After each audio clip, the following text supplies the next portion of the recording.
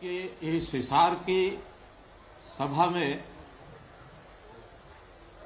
मित्रों, भाइयों बहनों, सबसे पहले तो मैं इस बात का खेद व्यक्त करता हूं कि मुझे स्वयं इस समय आपके बीच में हिसार में सभा के प्रांगण में होना चाहिए था, लेकिन जैसा डॉक्टर कमल गुप्ता जी ने और अन्य साथियों ने बताया है कि आज मौसम ने साथ नहीं दिया और विजिबिलिटी कम होने के कारण से वहां आना संभव नहीं हो पाया है।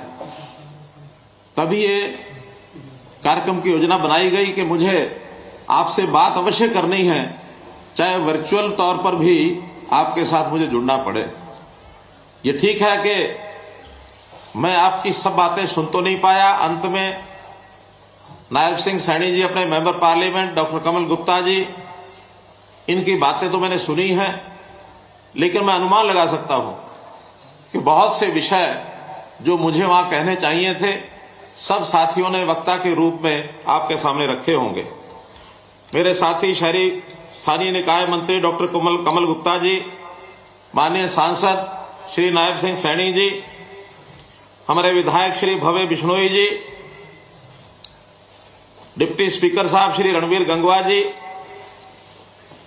और उत्तर प्रदेश से पधारे हुए मेरे वहां के मंत्री श्री जसवंत सैनी जी, श्री हरि सिंह सैनी जी, श्रीमती पूर्व सांसद श्रीमती कैलाश सैनी जी, पूर्व विधायक श्री पवन सैनी जी, पूर्व मंत्री हमारे कैप्टन अभिमन्यु जी, सैनी सभा के अध्यक्ष श्री ओम प्रकाश सैनी जी, मेयर हिसार के हमारे श्री गौतम सरदाना जी, अन्य सभी उपस्थित भाइयों बहनों, सबसे पहले तो आज के इस अवसर पर मैं महाराजा सूरसेन जयंती के इस भव्य समारोह में आप सबके साथ मिलकर के बातचीत करते हुए बहुत ही खुशी का अनुभव कर रहा हूं।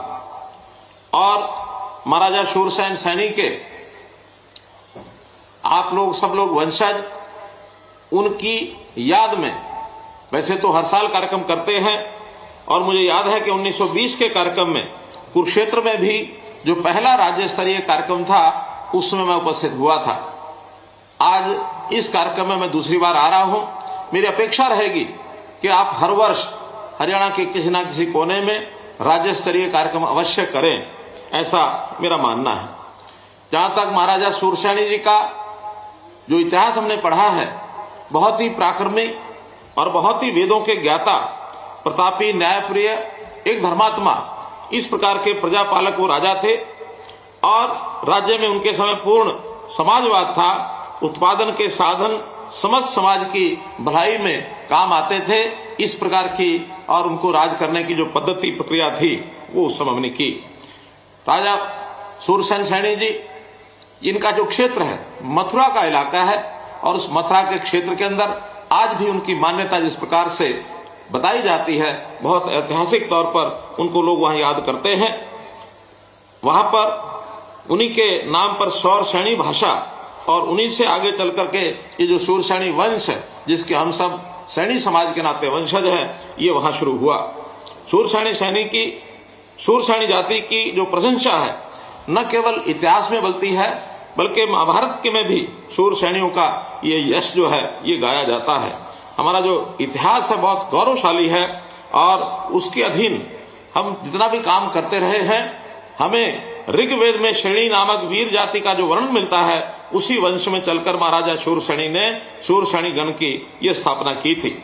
सैनी समाज ने सामाजिक क्रांति के अग्रदूत महात्मा ज्योतिबा फुले, भारत की प्रथम महिला शिक्षिका सावित्रीबाई फुले जैसे समाज सुधारक, और श्री लक्ष्मीदास जी जैसे संत, बल्लभगढ़ रियासत के सेनापति गुलाबचंद सैनी जी जैसे वीर योद्धा, बिहार के सामाजिक क्रांति के सूत्रधार बाबू जगदेव प्रसाद कुशवाहा जैसे समाज सेवक, और बहुत प्रसिद्ध नाम हमने सुना है हॉकी के जादूगर मेजर ध्यानचंद कुशवाहा जैसे खिलाड़ी, परमवीर चक्र विजेता कैप्टन गुरुबचन सलारिया, परमवीर चक्र विजेता सूबेदार जोगेंद्र सिंह सैनी जी जैसे वीर सैनिक, और चंडीगढ़ जिस नाम से ख्यात है, प्रसिद्ध है, प्रख्यात है, ऐसे कलाकार जो चंडीगढ़ स्थित रॉक गार्डन के निर्माता हैं पद्मश्री नेकचंद सैनी जी, भारत में बाघों की जनसंख्या और उनके अस्तित्व को बचाने के लिए कार्य करने वाले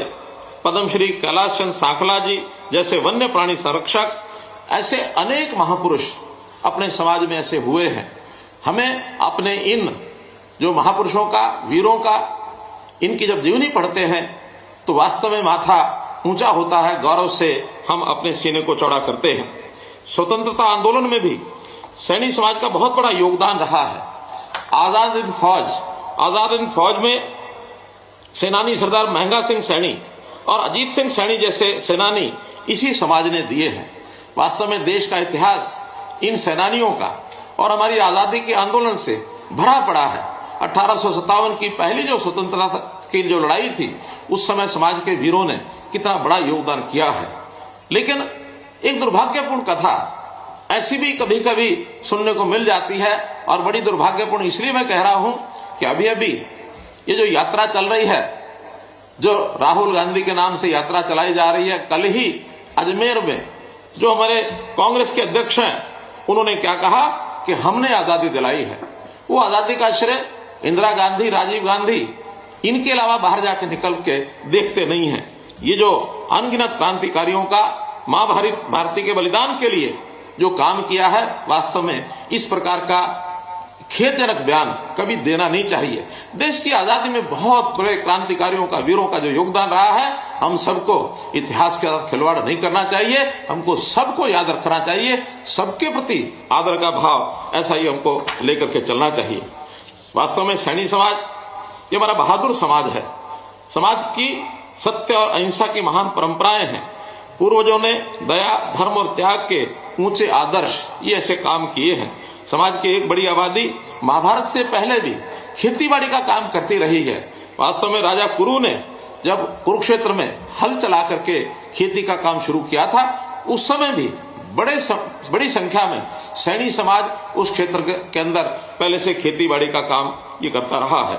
जैसा हम देखते हैं कि देश के निर्माण में सैनी समाज का योगदान ये बहुत प्रशंसनीय है। जैसा हम जानते हैं, आजादी के बाद यानी एक प्रकार से पहली जो हमारी महिला शिक्षिका है, जिनको हम बहुत आदर से याद करते हैं, ऐसा नाम भी ये शिक्षिका सावित्रीबाई फुले जी के नाम से और ये उस समय आता है। इस प्रकार से जो मैंने पहले जिक्र किए हैं, ऐसे महान पुरुषों में जो शिक्षा के बारे में विचार है, वो बहुत ही एक प्रकार से सराहनीय है। एक आधुनिक और एक विकसित हरियाणा को बनाने के लिए आज हरियाणा में भी बहुत सी संस्थाएं जो काम कर रही हैं, और इसलिए हमेशा मेरे मन में कभी कभी सैनी समाज के प्रति बहुत प्रेम और प्यार इसलिए भी आता है कि एक प्रदेश के हित में सोचने वाला, छोटी सोच का ना होकर के एक व्यापक सोच का समाज ये हमारा सैनी समाज है।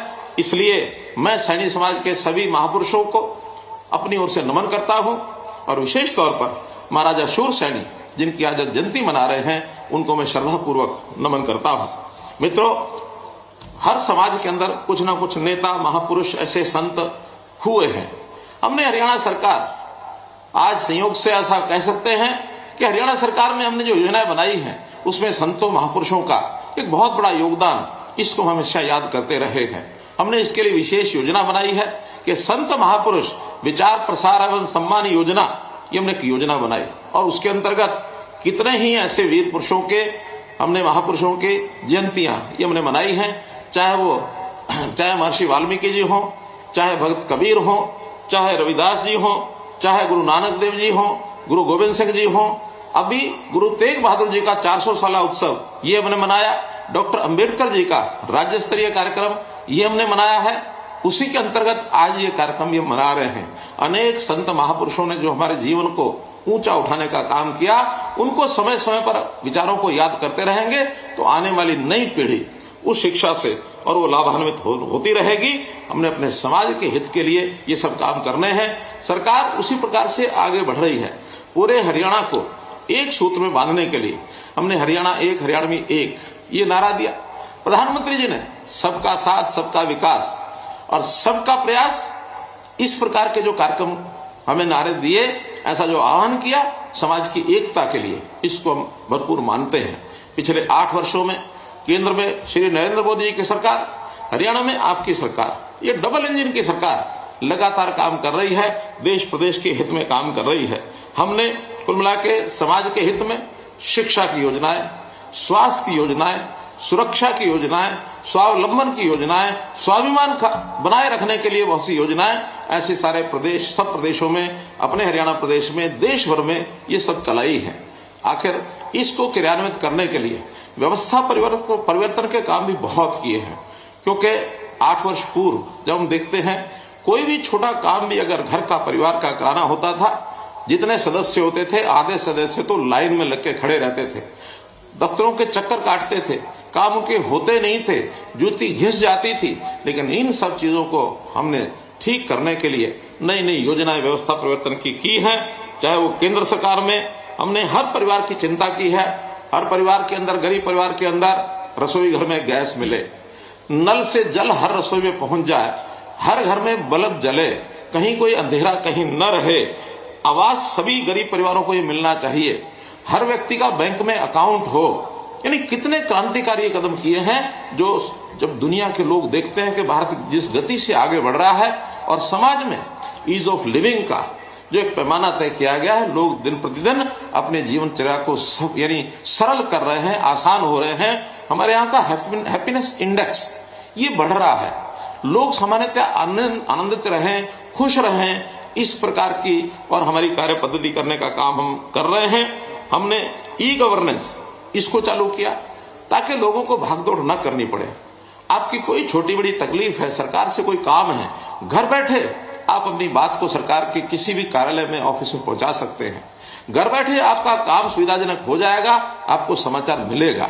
परिवार पालन करना ये परिवार के मुखिया का दायित्व होता है। मुखिया अगर इस ऊहापोह में लगा रहेगा तो समाज को सुखी हम नहीं कह सकते। दीनदयाल जी ने हमको कहा था कि एक सुखी समाज की कल्पना क्या करेंगे, तो सुखी समाज वही होता है जहां समाज में खड़े हुए सब लोगों में अगर किसी को अंतिम श्रेणी का व्यक्ति कहा जाए तो अंतिम श्रेणी के व्यक्ति को भी हर प्रकार की सुख सुविधा मिले। अंत्योदय के भाव से सरकारों के लिए काम करने का एक संदेश, इन्होंने सिद्धांत एक उन्होंने दिया था, जिसके ऊपर हमारी सब सरकारें चल रही हैं। हरियाणा में विशेष तौर पर हमने बहुत बड़ी बड़ी इसकी योजनाएं बनाई हैं। हमने परिवार पहचान पत्र, इसके अंतर्गत सब परिवारों को उसका डाटा इकट्ठा किया है ताकि कोई व्यक्ति अगर उसकी आवश्यकता है उसको आना न पड़े। हमारे पास डाटा है, हम सरकारी सेवाएं गरीब के हित के लिए उसके घर में जाकर के दें, उसकी आवश्यकता के हिसाब से, और हम उसका यानी समस्या का हल करें। डिमांड के हिसाब से नहीं करें। डिमांड तो बहुत लोग कर पाते हैं, बहुत लोग अपनी बात को आगे बढ़ा भी नहीं पाते हैं, उनके पास इतनी योग्यता क्षमता भी नहीं होती, वो अपने घर बैठे मायूस बैठे रहते हैं। लेकिन हम घर घर जा करके और ऐसी सारी चीजों का और उनको लाभ पहुंचाएंगे, ये हमने तय किया है। नौकरियां, जो इस प्रदेश में नौकरियों का जो इतिहास, नौकरी बिकने का इतिहास, यानी लोग जो हैं कभी भी नौकरी प्राप्त करने के लिए नेताओं के चक्कर काटते थे, अधिकारियों से साठगांठ करते थे, पैसा खर्च करते थे। तो इस प्रकार की सब बीमारियों से हमने छूट दिलाई है कि योग्यता के आधार पर नौकरी मिलेगी। और योग्यता का पैमाना ये यही है कि हर व्यक्ति का टेस्ट में जो उसकी नंबरिंग है, उसका योग्यता है, उसका जो पैमाना है, उसके हिसाब से उसको नौकरी मिले, न कोई पर्ची न खर्ची। इस प्रकार से हमने काम किया। ट्रांसफर जो करते थे ये भी एक उद्योग बना हुआ था। कोई भी सरकारी नौकरी में चाहता है हर व्यक्ति कि मैं अपने घर के नजदीक आ जाऊं, पैसा खर्च करके और लोग स्पार्शन लगा करके और ये ट्रांसफर कराते थे। हमने सब बंद कर दिया।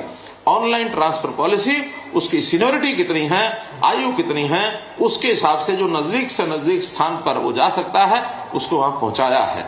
ऐसी सब बातें हमने केवल आईटी के कारण से, ई गवर्नेंस के कारण से करना वाले से धो पाया है। घर बैठे किसी की समस्या है उसको सीएम विंडो में आप डाल दो। सीएम विंडो के माध्यम से 12 लाख लोगों को इस समय तक राहत मिल गई है। हर वर्ष 1-1.5 लाख लोग जो है उसमें बढ़ते हैं ताकि एक समस्या का हल घर बैठे उस व्यक्ति का हो जाए। ऐसे सीएम विंडो की योजना भी हमने दी है। हमने गरीब परिवारों के उनके एक एक व्यक्ति को रोजगार देने के लिए रोजगार मेले लगाए। अभी तक लगभग 800 मेले लग चुके हैं। 1.5 लाख परिवार उसमें आ चुके हैं। बहुत अभी बाकी है। 7 लाख ऐसे परिवार हैं जिनकी वार्षिक आय 1 लाख रुपया साल से भी कम है। हम उनको सबको बुलाएंगे और सबको आह्वान करेंगे कि कि कुछ ना कुछ काम करिए, कुछ अपनी आय बढ़ाएं। सबको हम 1,80,000 से ऊपर कैसे ले जा सकते हैं, ये हमारा टारगेट है। और 1,80,000 से ऊपर जाने का मतलब कि हर परिवार की कम से कम 15,000 रुपये महीना ये अगर आय होती है तो अपने घर का सामान्य काम काज वो कर सकता है। हाँ, कुछ विशेष काम ऐसे होते हैं जिसके अंदर उसके ऊपर भारी वजन पड़ता है, आर्थिक मकान बनाना है वो नहीं बना सकता है। प्रधानमंत्री आवास योजना के अंतर्गत योजना बनाई, हमने लाखों मकान उसमें दिए हैं। अभी और लोगों का भी हम और सर्वे कर रहे हैं। उस सर्वे में जिनके अपने मकान नहीं हैं, अलग से एक प्रदेश की योजना बनाएंगे, मुख्यमंत्री आवास योजना, जिसके अंतर्गत वो सारे लाभ जितने दिए जा सकते हैं आसानी से मकान व्यक्ति को मिल जाए, हर सिर के ऊपर उसकी छत हो जाए, ये योजना हम बना रहे हैं। हर परिवार का, उस गरीब परिवार का बच्चा, उसकी पढ़ाई ठीक हो जाए, स्कूलों में उनकी फीस माफ कर रहे हैं। यहां तक अगर ऐसे गरीब परिवार के बच्चे, मानो सरकारी स्कूल उसको उपलब्ध नहीं है, अच्छा स्कूल, कहीं प्राइवेट में भी पढ़ना चाहेगा तो फीस सरकार देगी। हमने सरकार की ओर से वो फीस भी तय की है कि इस प्रकार के बच्चों के लिए, गरीबों के लिए, और ये फीस सरकार की ओर से तय है। बहुत सरकारी प्राइवेट स्कूल भी उसमें आगे आ रहे हैं, जो कहते हैं इस योजना में, और हम चिराग योजना में हम शामिल होना चाहते हैं। गरीब परिवार का बच्चा, बालक, नौजवान, बूढ़ा, बुजुर्ग, महिला, पुरुष कोई बीमार हो गया, उसके इलाज के लिए प्रधानमंत्री जी ने आयुष्मान भारत योजना चलाई कि 5 लाख रुपए की स्वास्थ्य बीमा योजना की वो देंगे, और वो दे रहे हैं। लेकिन उसके बाद भी हमें ध्यान में आया कि इसमें बहुत परिवार बच गए हैं। हमने अपनी योजना चलाई और चिरायु हरियाणा के नाम से बचे हुए, पहले 15 लाख रजिस्टर्ड थे और 13-14 लाख रजिस्टर किए, 28,89,000 परिवारों को अब ये योजना का लाभ मिलेगा, चाहे वो चिरायु योजना हो या आयुष्मान भारत योजना हो। 5 लाख रुपए का स्वास्थ्य बीमा। अब एक विषय और ध्यान में आता है कि अगर हम बचपन से ही नागरिकों का, सबका एक वार्षिक एक स्वास्थ्य परीक्षण, हेल्थ टेस्ट, ये कराना शुरू कर देंगे तो बीमार होने से पहले ही व्यक्ति का पता लगेगा कि इसमें कोई बीमारी आने की संभावना है, उसको ही वहीं पर रोका जा सकता है। कहते हैं nip the evil in the bud, बुराई को जड़ से समाप्त करने के लिए, और शुरू से ही हमको ये करना पड़ेगा। ये कार्यक्रम भी निरोगी हरियाणा के नाम से शुरू करा दिया गया है। साल में हर नागरिक का एक बार स्वास्थ्य परीक्षण हो। पहले चरण में जो हमारे बीपीएल के 1,80,000 तक के परिवार हैं, जो मैंने बताया 29 लाख परिवार हैं, 1.25 करोड़ ये जनसंख्या बनती है, इनका लगातार परीक्षण शुरू हो गया, इसी महीने शुरू हुआ है। अभी तो मात्र 60 से 70 हजार परिवारों को ही उस प्रकार का ये परीक्षण हो पाया है। ये प्रोसेस थोड़ा धीरे, इसलिए उसमें टाइम लगता है। सेंटर वाले जितने हैं उन पर सब पर भी लोग जाते हैं, फिर भी साल के अंदर अंदर 1.25 करोड़ सब लोगों का परीक्षण होगा। जो स्वस्थ आदमी है उनका भी परीक्षण इसके अंदर जरूर होगा। तो इस प्रकार हमने बहुत से ऐसे काम किए, गिनाने के लिए बहुत गिनाए जा सकते हैं, लेकिन चूंकि आप सुबह 11 बजे से बैठे हैं और मैं देख रहा हूं लगभग 2:45 बज गए हैं, और इतने लंबे समय की जनसभा शायद ही कभी मैंने पिछले सालों में देखी हो। इतनी लंबी जनसभा के अंदर आप बैठे हैं, और आप लोगों को भी आखिर जब सभा के समाप्त होने के बाद आपका जो राशन है, आपका जो भोजन है, वो भी इंतजार कर रहा है आपकी, आप जाए और वो खाएं। तो इसलिए मैं संक्षेप में कुछ बातें ऐसी बताना चाह रहा हूं कि जिसके अंदर आपने, जैसे मानो हमने पिछड़ा वर्ग आयोग बनाया, पंचायती राज संस्थाओं में आरक्षण दिया, और बहुत अनेकों जगहों पर, चाहे शहरी निकाय के चुनाव हो, चाहे ग्रामीण चुनाव हो, अनेकों जगह के ऊपर चेयरपर्सन, वाइस चेयरपर्सन, हमारे पंच, सरपंच, पार्षद बहुत ऐसे चुने गए हैं। उस आरक्षण का भी लाभ आपको हुआ है, इसका लाभ भी आपको जरूर मिला है। और मैं समाज के बारे में जहां तक कहता हूं, एक धीरे धीरे प्रगति की ओर बढ़ने का जो आप लोगों का मानस बना है, मैं इसकी सराहना करता हूं। और इसमें आंकड़ा मैं आपको बताता हूं, अभी आज के हिसाब से परिवार पहचान पत्र में जो मैंने देखा है, 1,96,000 परिवार ये सैनी समाज के पूरे हरियाणा में है, और इसमें आबादी 8,08,000 ये उसकी आबादी है, जिसके अंदर अगर प्रतिशत के हिसाब से देखा जाए तो सबसे ज्यादा 30% वो विद्यार्थी हैं, स्टूडेंट हैं। जिस समाज का 30% विद्यार्थी हो जाए, स्टूडेंट हो जाए, इसका मतलब यह है कि उस समाज को आगे बढ़ने से कोई रोक नहीं सकता। इसलिए बहुत बड़ा श्रेय और ये जो है आपको जाता है कि आप लोग अपने बच्चों की पढ़ाई में आगे बढ़ा रहे हैं। और मेरा निवेदन है कि अभी भी कोई बच्चा 18 साल से नीचे, उसकी पढ़ाई नहीं छूटनी चाहिए, पहली से लेके, नर्सरी से लेके 10वीं तक। 10वीं के बाद आगे कितना पढ़ना है, कितना नहीं पढ़ना है, या 12वीं के बाद कह सकते हैं, अब 10वीं का भी समय खत्म हो गया, +2 तक की पढ़ाई सब बच्चे हमारे जरूर करें, और +2 के बाद उनको आगे कोई ट्रेनिंग दिलानी है, कोई रोजगार कराना है, जो भी काम कराना है उसको आप अवश्य कराएं। मैं फोटोग्राफर का बहुत धन्यवाद करता हूं, मुझे जनता का भी दर्शन करा दिया। अभी तक तो मंच पर लेके बैठे थे।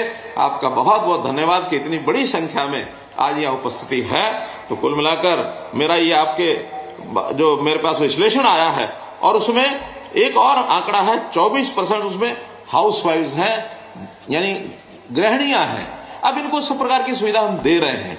इसमें भी एक रास्ता और आपके लिए खुला हुआ है, जो सेल्फ हेल्प ग्रुप्स हैं, ऐसे परिवारों की महिलाएं जो गृहिणियां हैं, उनको सबको सेल्फ हेल्प ग्रुप बना करके छोटे छोटे उद्योग ये लगाने चाहिए, ताकि उसमें हम पूरी सहायता दे रहे हैं। हम लाखों रुपए का ऋण देते हैं, बिना ब्याज के देते हैं, और उसको यानी सामान्य जो किस्तें हैं, थोड़ी राशि किस्तों में उसको वापस लेते हैं, और उसकी बिक्री की व्यवस्था ये भी बाजारों में हमने करनी शुरू कर दी है, कि जो ऐसी सेल्फ हेल्प ग्रुप की हमारी बहनें हैं, उनके बने हुए उत्पादन को हम प्राथमिकता से कैसे बिक्री कराएंगे, इसके लिए जगह जगह मेले लगने शुरू हुए हैं। इन मेलों को और हम बढ़ाएंगे, इसलिए बहुत बड़ा लाभ हो जाएगा।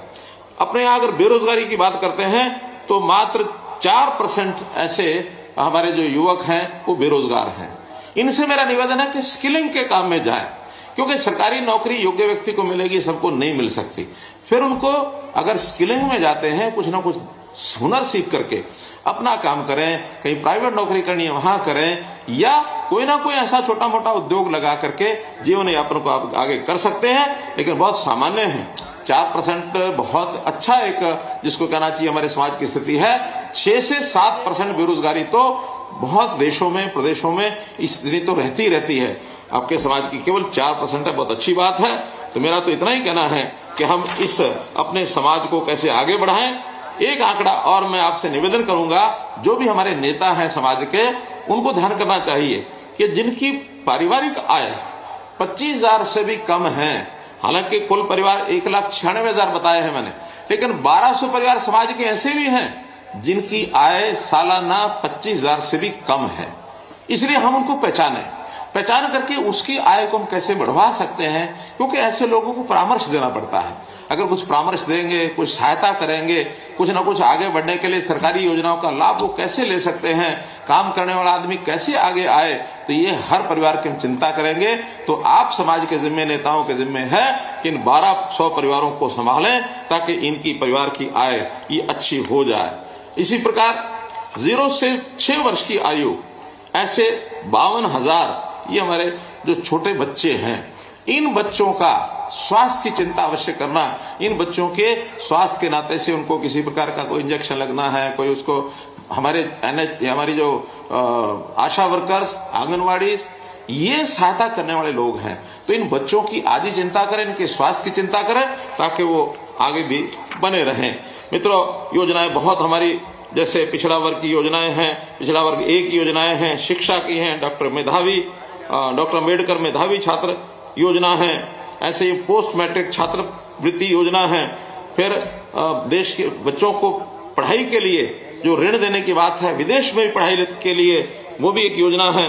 तो मैंने बताया कि बहुत सी योजनाएं हैं। मैं तो कुल मिलाकर अब इतना ही आपको कहना चाहूंगा कि हमारी जो डिमांड्स हमने रखी हैं, मेरे पास बहुत सी डिमांड्स आई हैं, चाहे वो हिसार से आई हो, कराल से हो, पानीपत से हो, कुरुक्षेत्र से हो।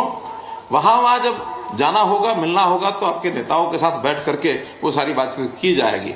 अभी तो जिस स्थान पर हम बैठे हैं, इस स्थान के ऊपर जो हमारी शिक्षण संस्थान था, वो पुराना होने के कारण से उसको गिरा दिया गया। इसके नए निर्माण की जो बात की जा रही है, इसमें मुख्यमंत्री के पास, मंत्रियों के पास एक डिस्क्रिशनरी कोटा होता है। उस कोटे में सामान्यतः योगदान कुछ ना कुछ जरूर देते हैं, लेकिन मैं तो इतना कहूंगा कि आपके इस संस्थान को बढ़ाने के लिए, शुरू करने के लिए प्रारंभिक योगदान इसकी मैं घोषणा कर रहा हूं। और मैं अकेले अपनी तरफ से भी नहीं, तो हमारे सरकार के साथ जुड़े हुए साथी हैं, मैं उनकी ओर से भी, क्योंकि उनसे मेरी बात हो गई है, उनका कि हमारे नाम से भी आप घोषणा कर देना। तो आज 31 लाख रुपया तो मुख्यमंत्री के नाते से मेरे कोष में आएगा, मेरे कोष से आएगा, और 11 लाख रुपया डॉक्टर कमल गुप्ता जी की ओर से आएगा, 11 लाख रुपया हमारे डिप्टी स्पीकर उनकी ओर से आएगा। तो ऐसे 53 लाख रुपए की घोषणा इस सभा में, और मैं इस कॉलेज के, उस शिक्षा संस्थान जो है उसके लिए करता हूं।